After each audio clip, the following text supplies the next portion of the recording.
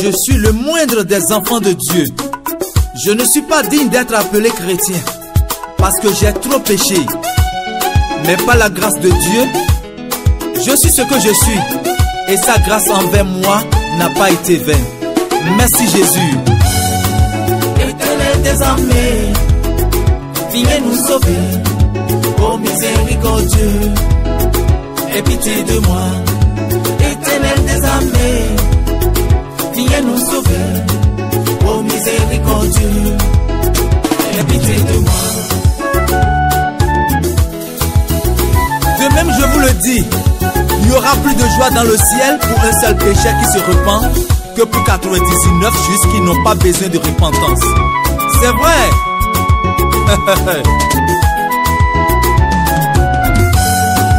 Éternel des armées, viens nous sauver. Oh miséricordieux, aie pitié de moi. Quand je n'avais pas connu ton chemin, je commets des adultères, fornication. Bonjour, Dieu Esprit Saint, Dagbo, parfaite, Dieu créateur de la terre et du ciel. Qui êtes-vous en réalité? Je suis pourtant en face d'une personne physique de sexe féminin, morphologiquement parlant.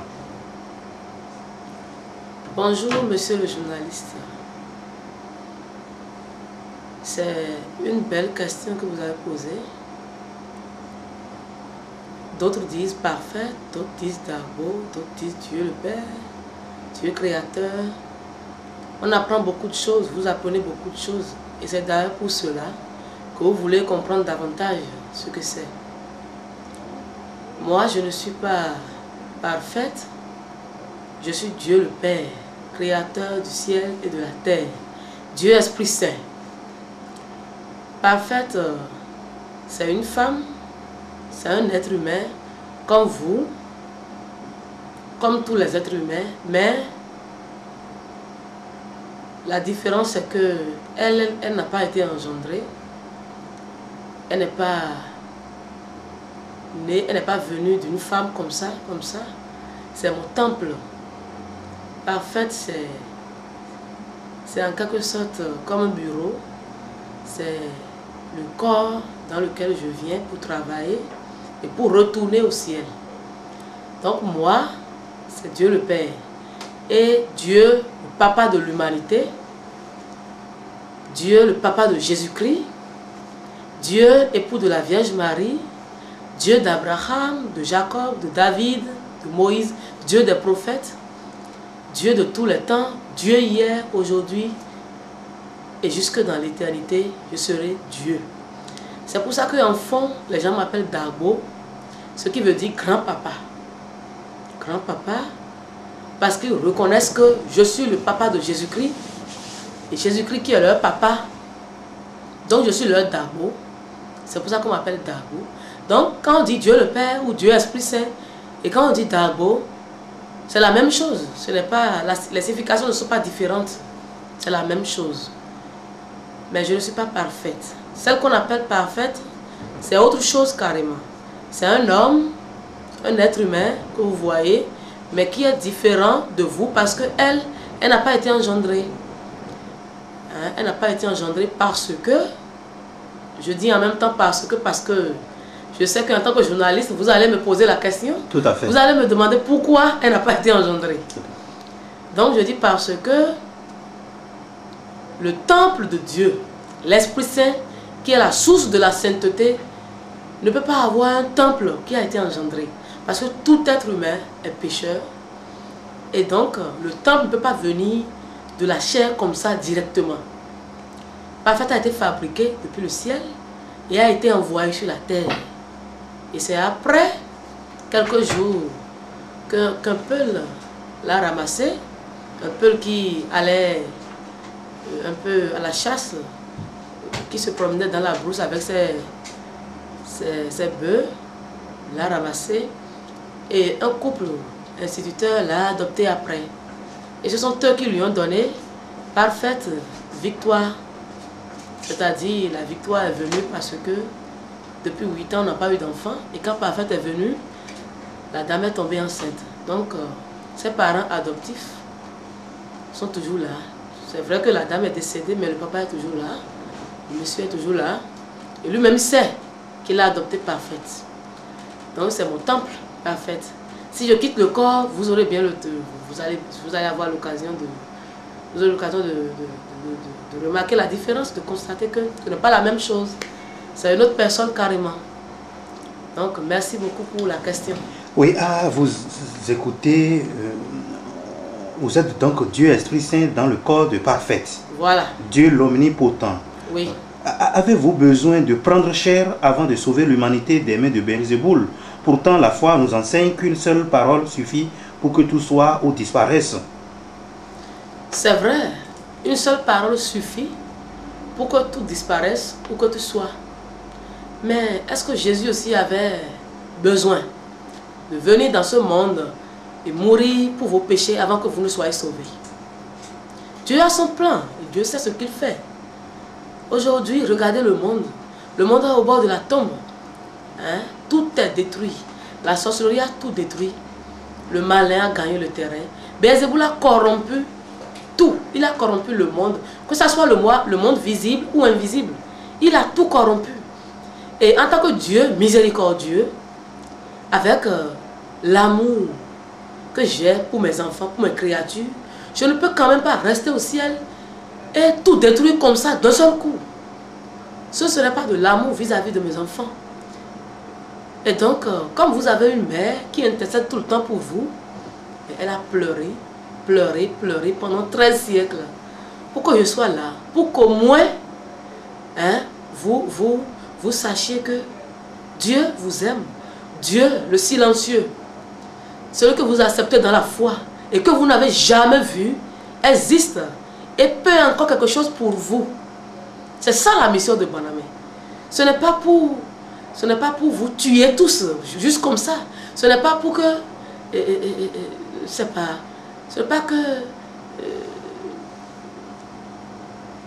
le monde aujourd'hui, vous voyez, ce n'est pas ce que vous pensez, ce n'est pas ce que vous voyez. D'autres choses se passent dans l'invisible. Et je suis obligé d'être parmi vous pour régler tout cela. Je suis obligé de prendre chair pour être à côté de vous et vous montrer mon amour, mon affection. Vous dire en quelque sorte que je vous aime et que je veux que vous soyez au ciel. Et Dieu... Franchement parlant, c'est à cause de la Vierge Marie que je suis là. C'est à cause de la Vierge Marie. Vous avez eu raison de poser cette question. Parce que vous avez appris que Dieu, Esprit Saint, quand il se fâche, il ravage tout, il détruit tout. Et avec une seule parole, il peut tout détruire ou tout arranger. C'est vrai. Mais dans le même temps, sachez que ce Dieu, Esprit Saint, est amour. Amour infini. Amour inépuisable. L'amour qui fait qu'il ne peut jamais vouloir que tous ses enfants meurent. Jamais. Sur 100 personnes aujourd'hui, 95 vont en enfer. Et à peine 5 vont au ciel. Et c'est pour ça que la Vierge Marie a pleuré. Pour que je sois là. Pour vous aider à quand même goûter au paradis. Mais avant de prendre chair, comme vous le dites si bien, vous étiez partout. Oui. Et donc vous êtes parmi les hommes. Oui. Même dans l'invisible, vous êtes parmi les hommes. Oui. Et c'est pourquoi pour beaucoup de personnes, ça ne se justifie pas puisque vous êtes partout à la fois. Je suis partout à la fois, mais est-ce que vous me voyez? Est-ce que vous croyez pour autant que j'existe? Ce n'est pas vrai. Vous ne croyez pas pour autant que j'existe. Mais vous acceptez dans la foi, mais pourtant vous faites des gris-gris. Vous allez chez les charlatans, vous allez vous chercher ailleurs. Et c'est comme ça que Belzéboul a gagné le terrain. Mais Belzéboul, il se fait sentir. Hein, en vous offrant les occasions faciles. Vous voyez? Mais il faut que moi-même je me fasse sentir. Pour que mes enfants sachent au moins que je suis là, que je suis présent. C'est pour ça que je suis dans la chair. Mais avant que Jésus-Christ ne vienne sur la terre, mais il était partout. Il était avec ses enfants, mais pourtant il est venu pour que le monde sache qu'il est là. Ce n'est pas seulement dans la foi qu'il faut l'accepter. Il faut l'accepter dans la réalité. Et vivre dans l'intention qu'il est vraiment là. C'est ça. Je ne suis pas là pour que... ça dit, je suis là, je ne suis pas là pour rigoler, pour blaguer. Je suis là pour une mission donnée. Hein? Je suis là pour une mission, pour quelque chose. C'est pour le salut de l'humanité que je suis là. Parce que je suis resté dans l'invisible tout le temps, mais je n'ai pas eu le résultat que je voulais. Non. Dites-nous en fait, quelle est cette mission en réalité? Voilà. Voilà. Cette mission en réalité, c'est de détruire tout ce qui est mal. Hein? C'est de détruire Béelzéboul. Béelzéboul, c'est le démon, le patron des démons en quelque sorte. C'est Lucifer que moi-même j'ai créé, qui, par son orgueil, est devenu Béelzéboul, ce qui veut dire fils des ténèbres. Donc, comme lui, il a voulu vivre dans la facilité, il vous miroite ça aussi, et vous aussi, vous croyez à l'illusion, et vous le suivez bêtement. Donc, c'est pour le détruire, pour que tous les hommes aient la paix, pour que l'illusion cesse, pour que la réalité, que tout le monde sache que c'est la réalité. Il faut vivre dans la réalité maintenant. Et aussi que l'Église catholique romaine, qui est privée, hein, l'Église catholique romaine, sache que je suis le seul Dieu à qui l'Église appartient. Il n'y a pas d'Église sans moi. Et qu'ils sachent que sans moi, eux tous risqueront de partir. Je suis là pour que tous les mauvais pasteurs se convertissent. S'ils ne veulent pas se convertir, qu'ils aillent se faire foutre. Parce que je me suis tue pendant longtemps et je les ai regardés conduire mon peuple vers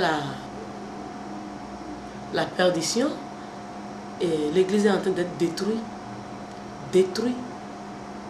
tous les jours. Tous les enfants d'église sont en train de partir. Il y a beaucoup de sectes aujourd'hui.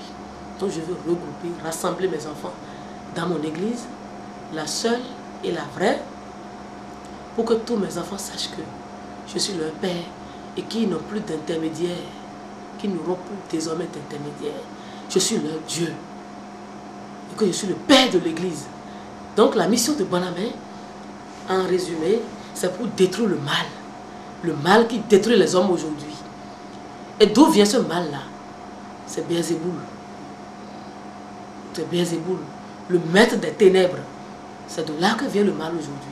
C'est pour le détruire. Détruire la sorcellerie. Pour que mes enfants aient la paix. La Vierge Marie a assez pleuré pour vous. Vous n'en êtes même pas conscient. Elle a assez pleuré.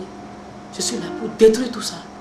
Pour rassembler tous les hommes du monde entier. Hein, dans la seule église catholique qui ne sera plus romaine, hein, l'église descendue du ciel, l'église la vraie, l'église de Jésus-Christ, l'église que Jésus-Christ a créée, hein, au prix de son sang, au prix de son sang. Apparemment, ce sera une révolution. Mais ce ne sera pas une révolution, c'est déjà une révolution. C'est déjà une révolution parce que ça chauffe là. Vous-même, vous êtes au courant de tout ce qui se passe aujourd'hui au Bénin. Donc, ça chauffe déjà. Les politiciens, les religieux, tous ce qui sont sorciers, tout ça. Ça chauffe déjà. Il y a beaucoup d'histoires partout, qui viennent de partout. Personne ne veut accepter Bonamé. Vous-même, vous le savez bien. Personne ne veut accepter. Et donc, ça chauffe déjà. C'est la révolution. C'est la révolution. Mais je ne dis pas grand-chose. Je demande seulement aux pasteurs, dirigeants d'église de se convertir. S'ils ne veulent pas se convertir, qu'ils me laissent mon église. Je vais leur arracher ça. Et c'est déjà fait. Donc ils n'ont pas d'autre choix que d'accepter. Puisque je suis leur Dieu, ils n'ont pas d'autre choix que d'accepter ce que je vais dire. C'est ça. Mais ce ne serait pas une tâche facile puisque c'est des siècles et des siècles qu'ils ont mis à organiser cette église, humainement parlant, à leur façon. Comment comptez-vous y arriver avec Vatican, Rome, la curie romaine, avec toute la structuration? C'est toute une institution. Monsieur le journaliste, vous dites que ce ne sera pas une tâche facile, mais ce sera une tâche facile parce que moi je peux tout. Je suis Dieu. Et sachez que vous êtes en face de Dieu, Dieu qui détient votre souffle. Vous qui êtes là, si je décide à l'instant là même que vous partez, vous allez quitter ce monde. C'est ça. Je peux tout je peux tout décider quand je veux, je peux tout arranger comme je veux, mais je décide tout du ciel. Et tous ceux qui sont, tous les saints m'obéissent. Et tout ce qui est sur la terre doivent m'obéir, si je le veux. Je ne sais pas où vous tenir, mais vous n'êtes rien du tout. Ces dirigeants d'église qui disent que l'église a été créée il y a 2000 ans, l'église a 2000 ans d'expérience, il y a une institution, il y a une doctrine, il y a ci, il y a ça. Mais c'est moi la doctrine. Sans moi, il n'y a pas de doctrine. La théologie qu'ils ont appris. Mais c'est moi le théologue. Sans moi, il n'y a pas de théologie. Tout ce qu'ils ont appris se repose en moi. C'est si moi j'atteste que c'est vrai. Quand je n'atteste pas et que je n'accepte pas, mais tout est nul. Vous savez, tout ce que vous valez, c'est ce que vous valez auprès de Dieu. C'est ça. Quand vous ne valez rien auprès de Dieu, mais vous n'avez aucune valeur. Et cette valeur, c'est moi qui vous la donne. Et donc, la mission de Bonhomme, mais c'est vous qui trouvez que ce sera difficile. Moi, je trouve que c'est facile. Parce que moi, mais je ne suis pas resté pendant des siècles au ciel pour rien. Je n'ai pas fait des siècles au ciel avant de venir juste parce que je dormais là-bas ou parce que je n'avais pas autre chose à faire. Non. C'est parce que même dans les moindres détails, j'ai déjà tout arrangé. Hein? Quand j'emprunte un chemin, je sais déjà où je vais. Je sais déjà, c'est vous qui avez les hommes Dieu qui ne sachez rien. Moi, je sais déjà, je sais où je vais, je sais ce que je fais, hein? Je sais comment aboutir, je sais par où prendre. Vous êtes des êtres humains, mais moi, je vois au-delà de tout. Je vois à travers les murs. Est-ce que ce n'est pas plus facile de détruire Belzéboul simplement que de prendre chair pour venir non. C'est vous qui l'avez créé, Lucifer, vous l'avez maudit pour qu'il devienne Belzéboul, oui, et qu'il nous crée tous les ennuis aujourd'hui. Est-ce que simplement il n'était pas possible de détruire Belzéboul? Est-ce que la solution était de rester au ciel et de détruire Belzéboul? Ce n'était pas la solution. Et tous ces sorciers-là, qui aujourd'hui sont sorciers, hein, par ignorance. Et tous ces gens-là qui vivent dans le mal, même si on détruisait Belzéboul, est-ce que tous ces milliers d'hommes sauront qu'il n'y a plus de puissance de Belzéboul sur la terre?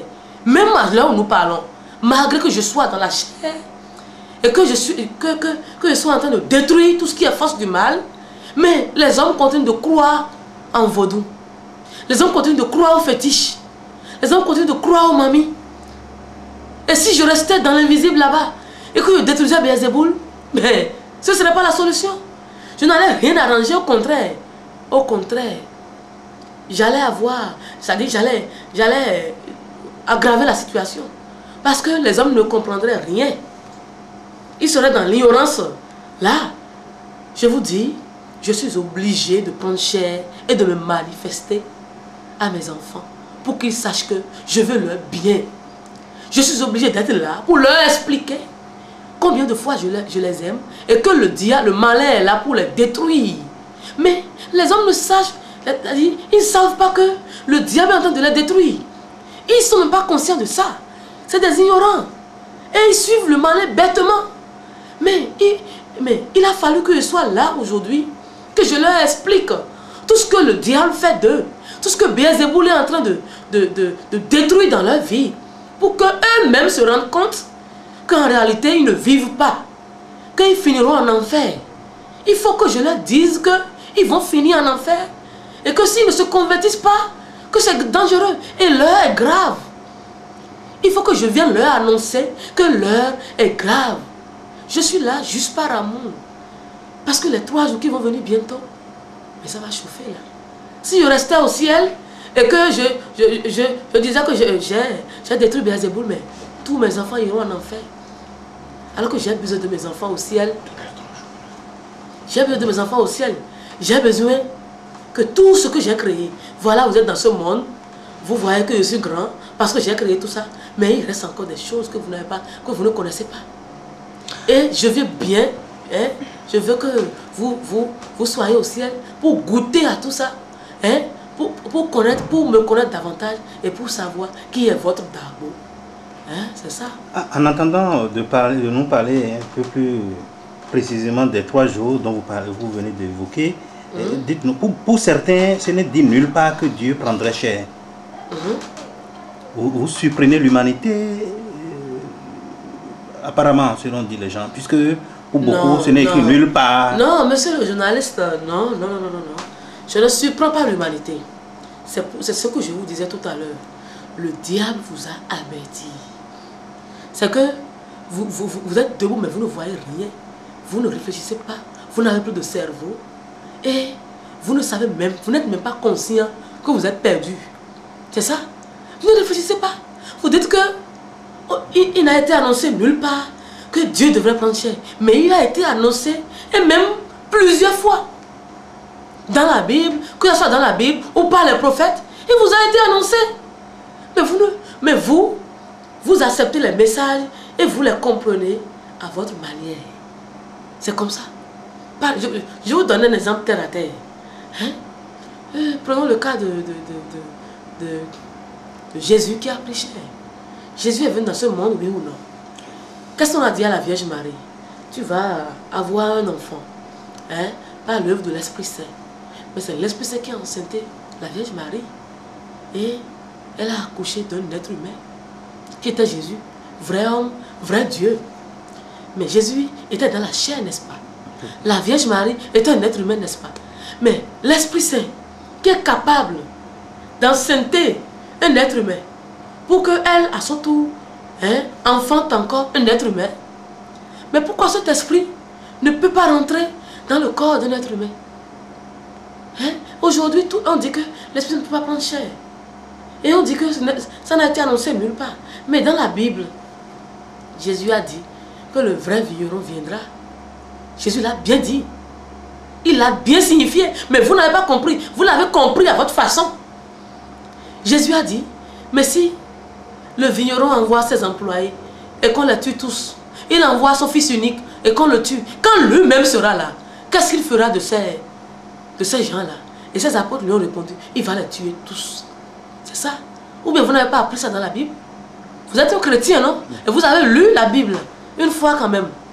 Donc, Jésus, il a parlé en parabole pendant longtemps. Mais vous n'avez pas compris. Jésus a dit encore, Jésus a dit, je vous enverrai l'esprit de vérité. À l'heure où nous parlons, toutes les vérités, vous ne pouvez pas les supporter. Vous avez un corps faible et votre âme n'est pas prête à supporter tout ça. Mais dès que je serai là-bas, l'esprit de vérité viendra. Lui vous dira toutes les vérités. Lui vous parlera.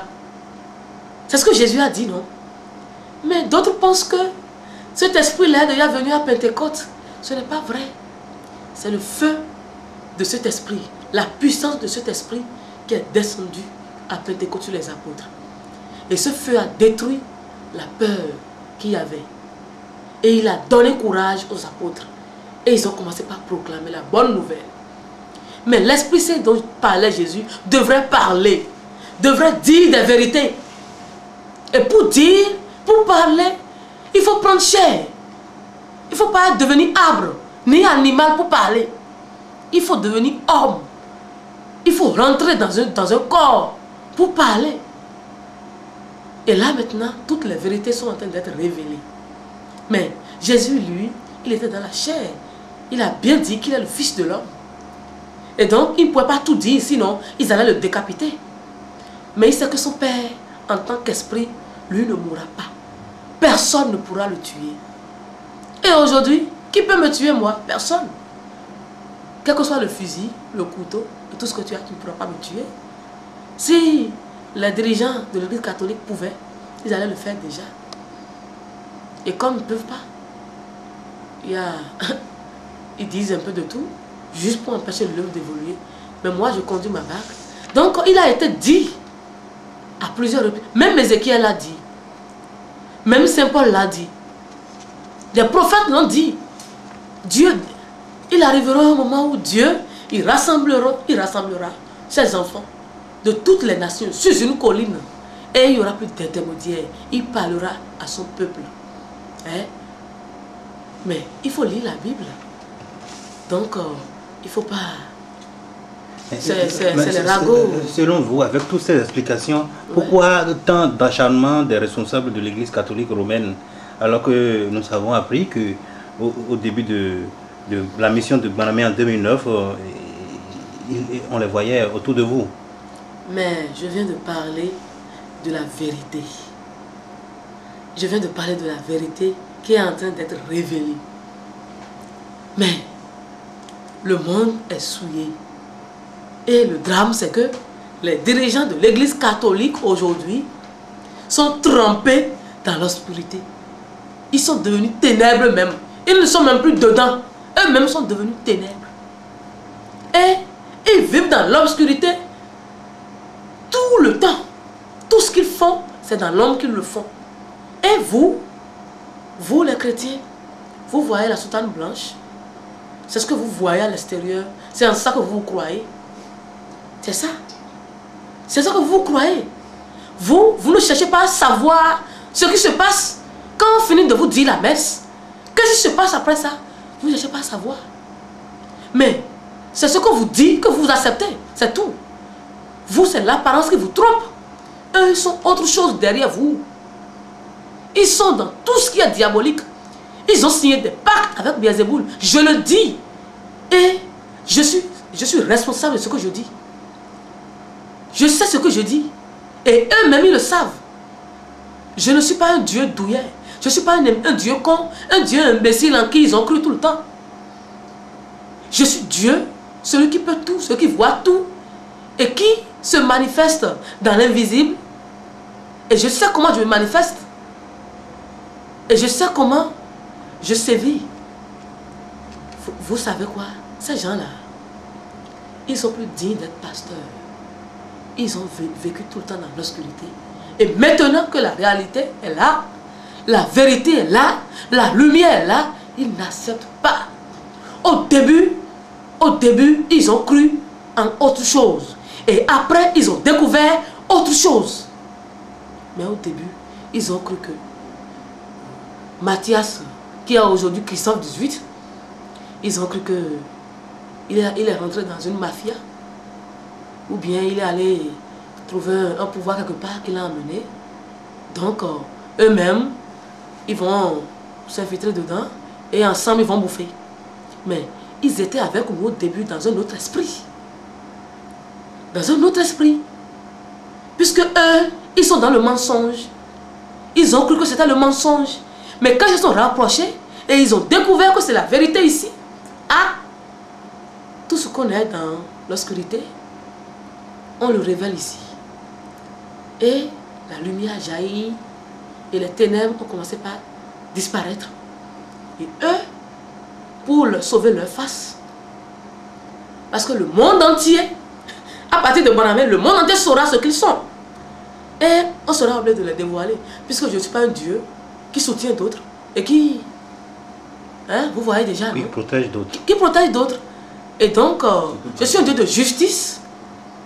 J'ai commencé par dire, mes enfants, vous avez assez fait avec la lumière, les ténèbres, vous avez assez cheminé avec Beelzéboul, vous avez assez dîné avec lui.